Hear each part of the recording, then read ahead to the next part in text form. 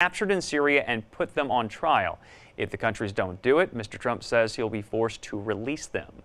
Now, for more on the fight against ISIS, I spoke with Paolo Von Schirach. He's the president of the Global Policy Institute and a professor at BAU International University in Washington, D.C. This is really the last step, it's the Alamo of ISIS, okay? This is the last stronghold, well, such as it is, a tiny, tiny sliver of territory at the border between Syria and Iraq, which, according to what we're told, is the last point of resistance. The caliphate is practically done as a political and military integrated force that can hold on to territory. And so, the Syrian opposition, with the support of the United States, has pushed into this last stronghold, and they are essentially trying to eliminate it. Now, what's happening there on the ground is not clear, but it would appear that they've taken prisoners. And of course, many, many people who had kind of congregated in this last redoubt have tried to escape and melt into, the rest of the population, be it in Syria or Iraq. This is pretty much what we know. How important is this stronghold? Because we hear a lot about ISIS losing tons of territory, but we also hear about the fact that there's a lot of fighters out there. General Joseph Votel recently said that there could be tens of thousands of fighters, so they could still be spread out places. Indeed. Where are we at?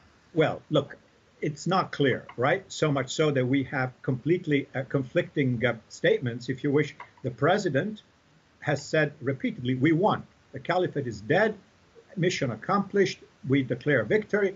And then his main military officer on the field said, well, not so fast. We aren't quite finished, because it turns out, and that's not very difficult, I guess, to understand, these people are not soldiers. These are militias, irregular fighters, and therefore, when they lose terrain, as they have, they can, in most instances, melt literally into the civilian population, into villages and what have you, and they are indistinguishable from everybody else. So if they camouflage themselves as regular people, who knows who's who? They don't have an ID that says, I am ISIS, right? Written somewhere. And so in that sense, it is quite possible that many of these fighters, in fact, again, the estimates are, I guess, a guess, tens of thousands, a few thousand, who knows, may have just melted into the civilian population, in many instances, probably waiting for another moment, in which they can regroup and potentially launch another assault. Again, remember what happened when ISIL first manifested itself in 2015 or so, whenever that was.